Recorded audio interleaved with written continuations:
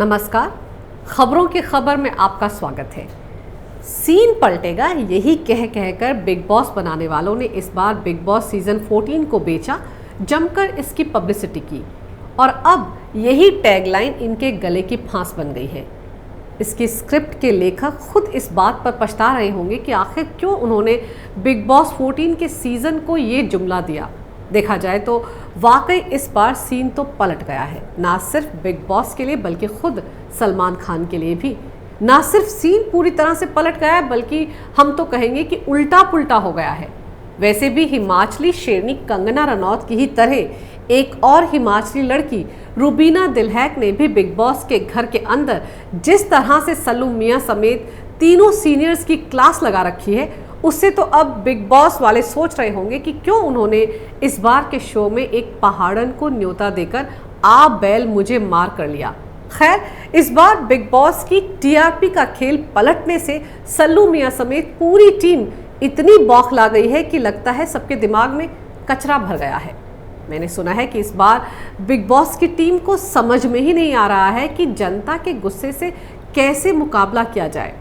इस शो को ज़्यादा पॉपुलर बनाने के लिए अब तक किए गए सारे तिकड़म फेल हो चुके हैं और इसी टीआरपी के खेल ने अब बिग बॉस की टीम के दिमाग में इतना कचरा भर दिया है कि शो में शामिल 2 महिला प्रतियोगियों के दिमाग में कितना कचरा भरा हुआ है ये टास्क भी करवा डाला है ना। कचरे से भरे दिमाग का कचरेला आइडिया।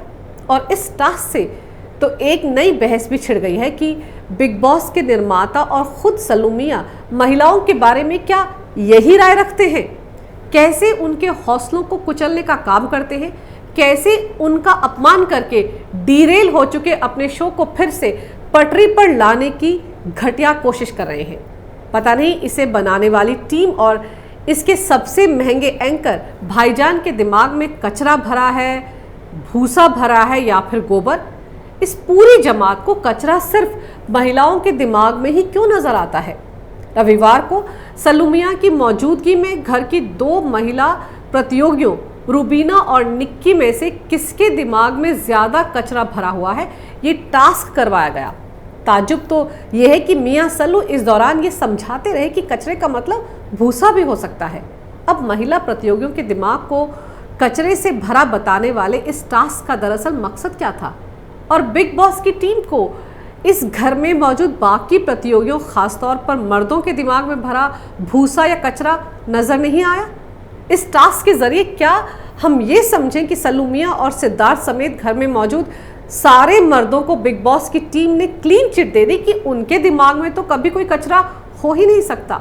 सिर्फ घर की 2 महिलाओं के लिए ही ये टास्क क्यों था, जबकि बाकी लोगों को इस टास्क में शामिल किया ही नहीं गया।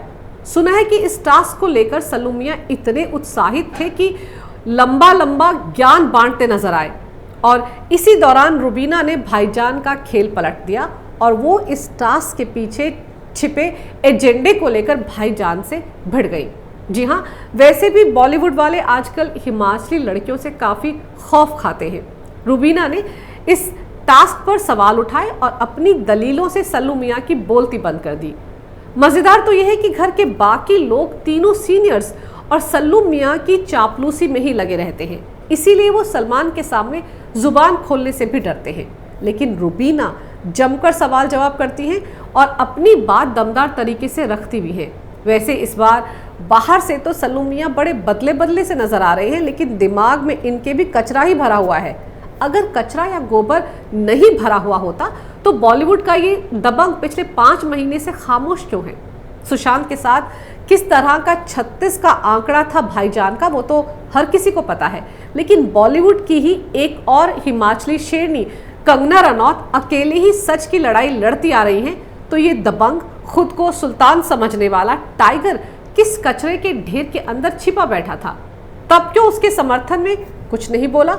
तब अगर वाकई दिमाग था और उसमें गोबर या भूसा या कचरा नहीं भरा था तो सामने आकर बताना चाहिए था ना कि टाइगर अभी जिंदा है। क्या गलत कहा था कंगना ने बॉलीवुड गैंग के बारे में। गलत को गलत कहने में आखिर बुराई ही क्या है। क्या बॉलीवुड में नेपोटिज्म नहीं है? क्या बॉलीवुड में कास्टिंग काउच नहीं है? क्या वहाँ तमाम स्टार्स ड्रग्स नहीं लेते? क्या वहाँ हवाला रैकेट नहीं चलता? इन सारी बातों की पोल खोलने पर बॉलीवुड के तमाम दिग्गजों ने कंगना को भी कचरे का ढेर साबित करने के लिए क्या कुछ बकवास नहीं किया। कैसे बॉलीवुड गैंग ने कंगना को ट्विटर पर ट्रोल करवाया, तब ये सारे कागजी हीरो मुंह बंद किए चुपचाप बैठे रहे। क्या उनके दिमागों में कचरा भरा हुआ था जो एक भी अपने बिल से बाहर निकलकर सामने नहीं आया? सच का साथ देने की हिम्मत इनमें से किसी ने भी नहीं दिखाई। क्यों? जब उद्धव ठाकरे सरकार के कहने पर बीएमसी ने कंगना के दफ्तर पर बुलडोजर चला दिया, तब भी बॉलीवुड गैंग खामोश रहा। किसी ने आगे आकर कंगना का साथ नहीं दिया। बॉलीवुड के मर्दों को तो छोड़ ही दीजिए, महिलाओं के अधिकारों पर छाती पीटने वाली ब्रिगेड की भी एक भी ठेकेदार सामने नहीं आई, क्योंकि इनके हिसाब से तो कंगना के दिमाग में कचरा भरा हुआ है। सच तो यह है कि कचरा तो बॉलीवुड गैंग के दिमाग में भरा हुआ है। सच तो यह है कि कंगना ने बॉलीवुड में फैले नेपोटिज्म से लेकर ड्रग्स के काले धंधे का खुलासा करके बॉलीवुड गैंग की ऐसी की तैसी कर दी है। पूरा बॉलीवुड इस वक्त कंगना रनौत से खार खाए बैठा है। वैसे भी खुद कचरे के ढेर पर बैठे बॉलीवुड गैंग से और उम्मीद क्या की जा सकती है? अब सवाल ये भी उठता है कि सही मायने में कचरा आखिर किसके दिमाग में भरा हुआ है? बॉलीवुड की 4 बड़ी बड़ी एसोसिएशंस, अजय देवगन, अक्षय कुमार, करण जौहर, शाहरुख खान, रोहित शेट्टी, आदित्य चोपड़ा सरीखे वो लोग जिनके प्रोडक्शन हाउसेस की करोड़ों की कमाई खटाई में पड़ गई है, वो लोग 2 न्यूज़ चैनल्स के खिलाफ दिल्ली हाई कोर्ट जा पहुंचे। उन सबके दिमाग में क्या था? इनके दिमाग में भी तो कचरा ही भरा हुआ था ना? या सल्लू मियां की जुबान में शायद भूसा भरा होगा, या फिर हम कह सकते हैं गोबर भरा होगा, जो इन्होंने खुद ही अपना पैर कुल्हाड़ी पर रख दिया। ज्यादा शाणे बनते हुए ये लोग 1994 के एक ऐसे कानून को टीवी चैनल्स पर लागू करवाने के नाम पर दिल्ली हाई कोर्ट पहुंच गए, जिसने बॉलीवुड का सीन ही पलट दिया। बड़े बड़े फन्नेखा बनने वाले इन बॉलीवुड वालों को ये तक पता नहीं था कि इस कानून में दरअसल क्या लिखा गया है, क्या कुछ कहा गया है।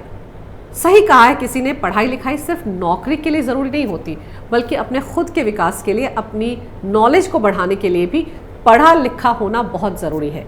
अब अगर बॉलीवुड के तुर्रम खान, अजय देवगन, रोहित शेट्टी, अक्षय कुमार, आदित्य चोपड़ा, करण जौहर वाकई पढ़े लिखे होते तो दिल्ली हाई कोर्ट जाने से पहले कम से कम इस कानून को सही तरीके से तो पढ़ लेते। इन्हें ये तक पता नहीं कि ये कानून इनके खुद के रास्ते में ही कांटे बोने वाला है।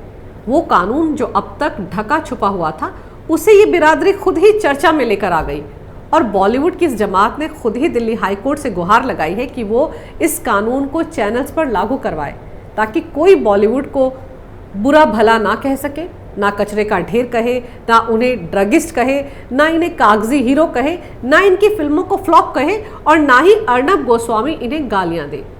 मज़ेदार तो यह है कि इस कानून के करीब करीब 12 या 13 पॉइंट्स ऐसे हैं जो सीधे सीधे बॉलीवुड की फिल्मों में मनोरंजन के नाम पर परोसे जाने वाले कंटेंट को ही कटघरे में खड़ा करते हैं, और साफ साफ इस बात की तस्दीक करते हैं कि टीवी चैनल्स पर अश्लीलता, महिलाओं को एक ऑब्जेक्ट की तरह पेश करने, किसी धर्म को टारगेट करने, 2 समुदाय के बीच द्वेष फैलाने इत्यादि जैसे कंटेंट को कभी भी टीवी पर परोसा नहीं जा सकता, फिर चाहे वो बॉलीवुड की फिल्में हो या बिग बॉस सरीखे वाहियात शो हो। इस नियम के हिसाब से बॉलीवुड की सारी फिल्में इस लायक हैं ही नहीं कि उन्हें भारतीय टीवी चैनल्स पर दिखाया जा सके। अब बताइए, कहाँ तो सल्लू मियां बिग बॉस के प्रतियोगियों के दिमाग में कितना कचरा भरा हुआ है ये तलाशने निकले थे, और कहाँ उन्हें खुद नहीं पता था कि उनके साथ साथ बॉलीवुड गैंग के कितने सारे लोगों के दिमाग में भी कचरा ही भरा हुआ है। वरना वो आ बैल मुझे क्यों करते, देश की जनता के खिलाफ क्यों उठ खड़े होते, जिस जनता की बदौलत जीरो से हीरो बने उससे पंगा क्यों लेते? क्यों ये लोग ये समझ ही नहीं पाए कि जनता जनार्दन क्या होती है? अब देखिए, दूसरों का खेल पलटने वाले सल्लू मियां का खुद का खेल भी पलट गया है। सारी हेकड़ी निकल गई है। सलमान खान के लिए तो बिग बॉस सिर्फ एक ट्रेलर है। जरा सोचिए, जब अगले महीने यानी नवंबर में इनकी फिल्म राधे और मोस्ट वांटेड भाई, फिर दिसंबर में शेर खान और डांसिंग डेड रिलीज होगी, तब इनका क्या होगा? बिग बॉस तो सिर्फ एक ट्रेलर है, पिक्चर तो अभी बाकी है।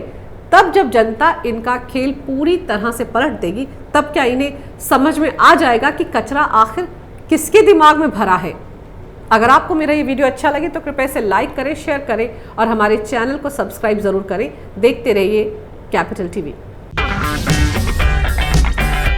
अगर आपको हमारा वीडियो पसंद आया हो तो इसे लाइक करें, हमारे चैनल को सब्सक्राइब करें और हाँ, बेल आइकन दबाना ना भूलें ताकि आप तक हमारे वीडियो की नोटिफिकेशन पहुंचती रहे। आप अपना सुझाव हमें कमेंट बॉक्स में दे सकते हैं। हमारे साथ जुड़ने के लिए शुक्रिया।